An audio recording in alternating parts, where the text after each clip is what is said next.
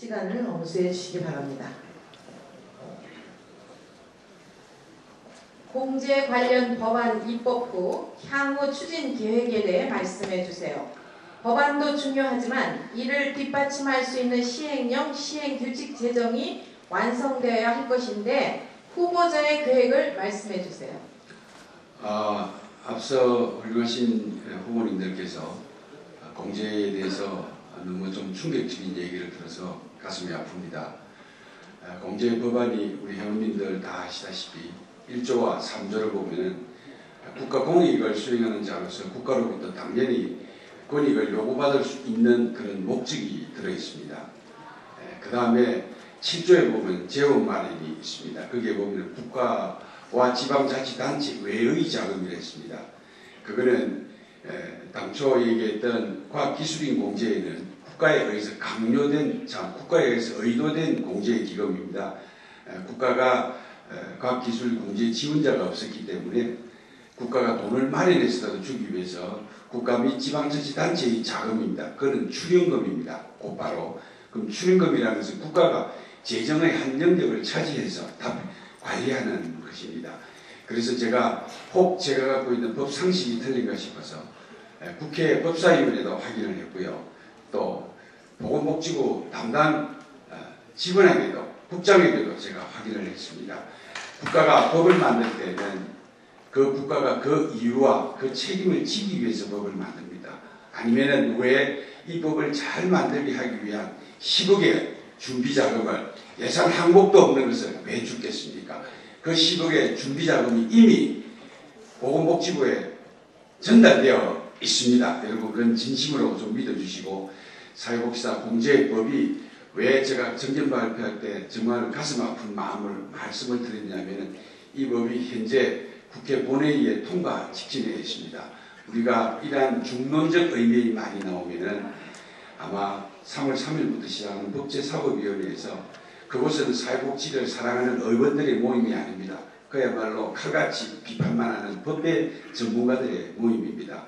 혹 정말 이 회장 자리 때문에 우리가 그런 우를 범할까가 정말 심히 상심스럽습니다. 여러분들 현장에 일을 했고 30년간 마음 아파봤기 때문에 그 공제가 눈물 흘린 결과물이 있습니다. 저는 새 후보님들의 훌륭한 분야 알고 있습니다. 저는 개인적으로 사회복지 현장에 우리와 아주 훌륭하게 근무하시던 교수님들의 직렬과는 좀 다르다고 봅니다. 그래서 이 법은 정말 이 부분만은 제대로 만들어서 가야 됩니다. 그리고 지금 이 시행령을 어떻게 할 것인가, 이 프로그램을 어떻게 전개할 것인가, 이게 이제 3월 본회의가 통과되는 그날부로 보건복지부가 설립위원이 꾸려집니다. 지금 자문위원으로 우리가 워낙 시급하기 때문에 자문위원단이 꾸려져서 국회 본회의 통과하면 바로 시행하기 위해서 지금 준비를 하고 있습니다. 여러분 그거는 우리가 그저 선거에서 정략적으로 표를 얻기 위한 그런 수단으로 듣지 마시고 진실로 가슴 아픈 우리의 결과물입니다. 그래서 부족하지만 제가 이 일을 완벽하게 마무리 짓고자 지난 3년간 제가 이 일은 어느 공약보다 소중한 것이라 생각하고 만들어 왔습니다. 정말 제 회장 사무실에 로드맵을 붙여놨습니다. 오늘은 국회의원을 누구를 만날 것인가, 내일은 누구를 만날 것인가, 아니면 없으면 왔다 갔다 하는 얘기라도 해서 그들에게 부담을 주자. 그야말로 온 밤을 다녔던 하나의 결과물입니다. 우리 사랑하는 동지 여러분, 그 진실함을 꼭 좀 알아주시기 바랍니다. 그래서 곧 시행령과 시행규칙은 우리 현장에서 가슴 아파했던 우리들 속에서 얘기하고자 하고 있습니다. 예, 무슨 말씀이십니까? 짧게. 예, 알겠습니다. 예.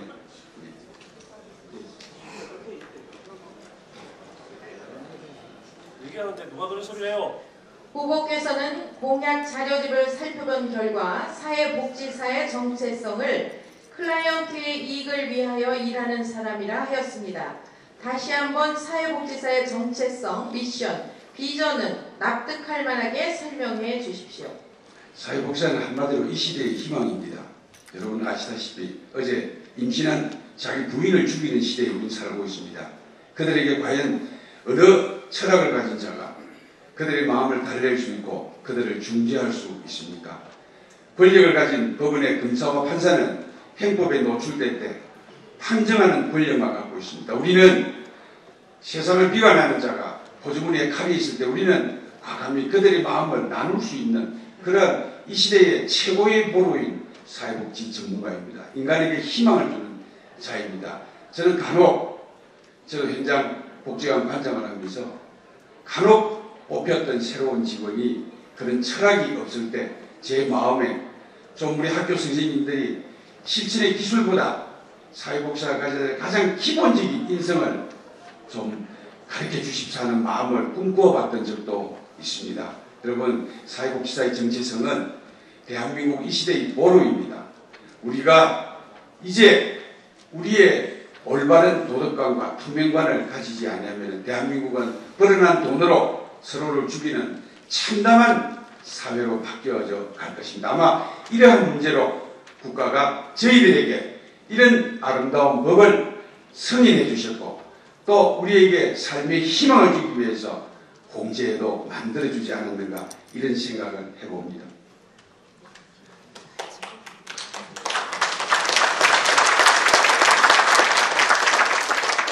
네, 조금 중복이 될 것 같은데요. 공제회 추진과 경과 내용을 좀 더 세부적으로 답변할 수 있는지. 아까 이거는 지나가죠? 네.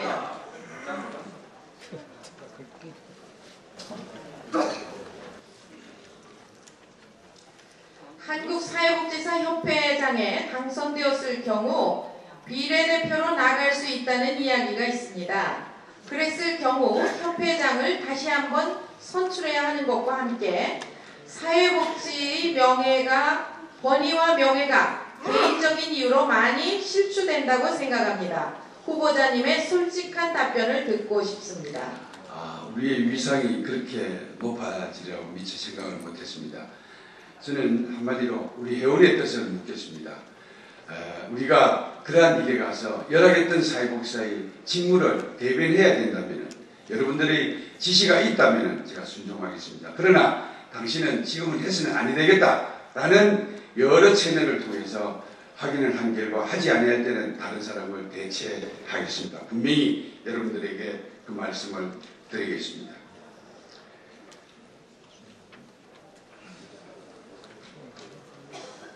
어, 2010년 공동모금회의 사회적 물의에 대하여 지방협회의 의견 표명에도 불구하고 중앙협회 차원의 의견을 제시하지 못한 이유에 대하여 설명하여 주세요. 예. 첫 공동모금회의 분규가 일어났을 적에 저희 세미나실에서 첫 토론회를 했습니다. 거기에 찬반을 갖고 있는 모든 분들이 다 와서 공개적 토론을 전제했습니다만은 한쪽으로 지우친 토론이 있어서 이거는 바람직하지 않다는 말을 했고요. 굳이 우리 사회복지사협회가 공정성을 지키기 때문에 어느 한쪽으로 편향적으로 말을 하기에는 부족한 점이 많이 있었습니다. 그래서 그 점에 대해서 제가 있었던 경남의 상황도 제가 잠깐 말씀드리면은 사실 지방회의 공동모금회의 모금과 집행은 제가 경남종합사회복지관 근무를 하는 수혜자 입장에서 여러 가지 전행적인 것은 많이 있었습니다. 저는 개인적으로 뭔가 변화가 있어야 된다는 그런 꿈도 가지고 있었습니다. 그러나 협회에서는 그 꿈을 의도적으로 협회 이름으로는 말을 할 수 없는 입장이었기에 제가 그 당시 논의 구조가 너무 급해서 1차로 압박하는 그 답변을 제가 못 드린 것입니다. 그러나 어느 쪽이 O와 X라는 개념에 의해서 제가 거부한 것은 결코 아니라는 사실을 알아주시면 고맙겠습니다.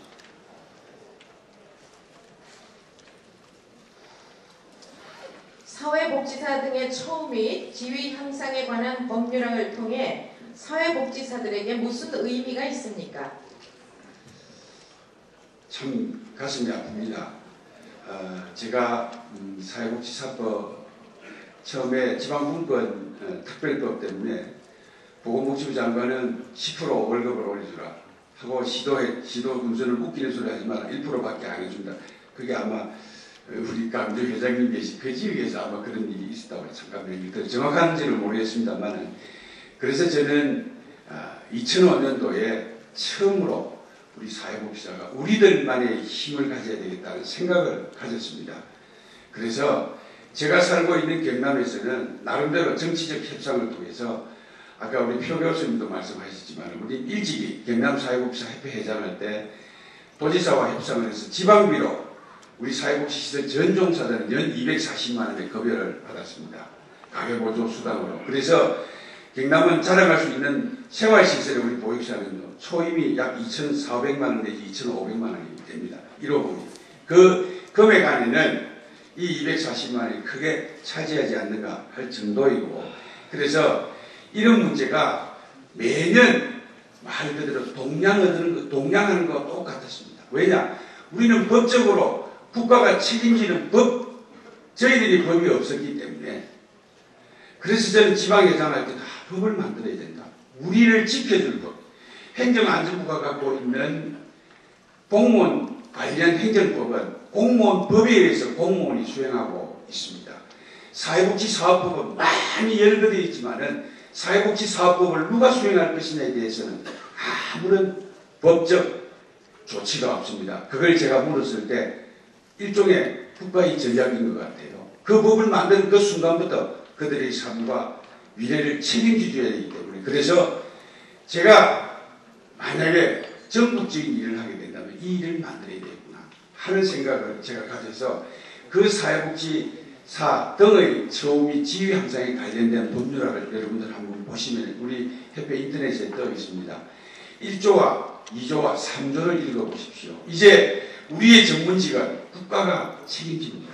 또 우리의 급여 실태를 국가 및 지방자치단체는 국회에 보고하게 되어 있습니다.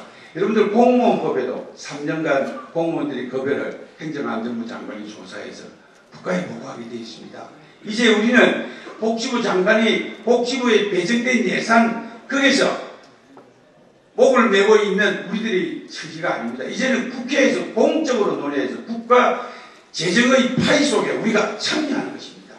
이제는 우리는 시도 의원들에게 우리의 요구를 얘기하기 시작하면 꼼짝을 못하게 그들은 우리 요구를 받아주게 되어 있습니다. 여러분, 정말 사회복지사법, 사회복지사 등 처우에 대한 지위, 처우에 관한 법률과 그 다음 두 번째 나온 지위 향상이라는 것은 정말 자랑스러운 우리의 명예가 그곳에 담겨 있습니다.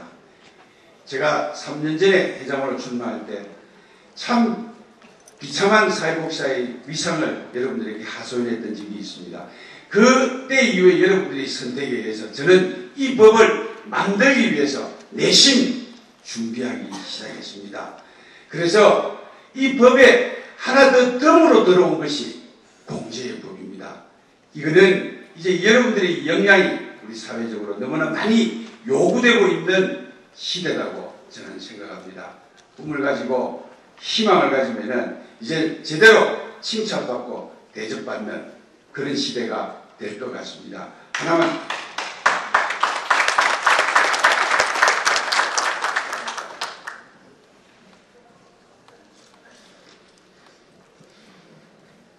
복지시설은 주로 저소득 밀집 지역에 편제되는 경우가 있습니다.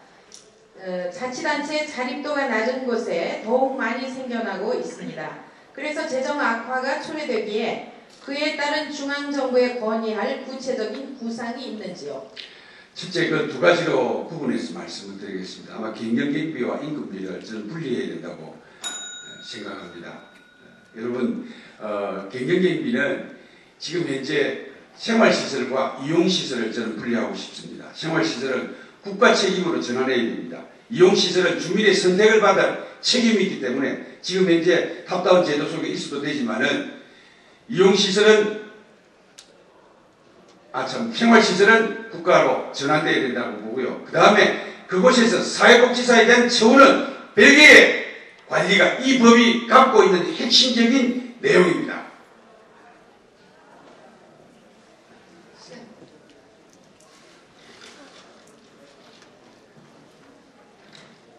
후보, 네, 이거는 아까 그 비례대표 라는 그 부분하고 내용이 똑같습니다. 이거는 읽지 않아도 되겠죠? 네. 총을 쳐서 들어가겠습니다. 다음은 9월 3번 소방서의 부분을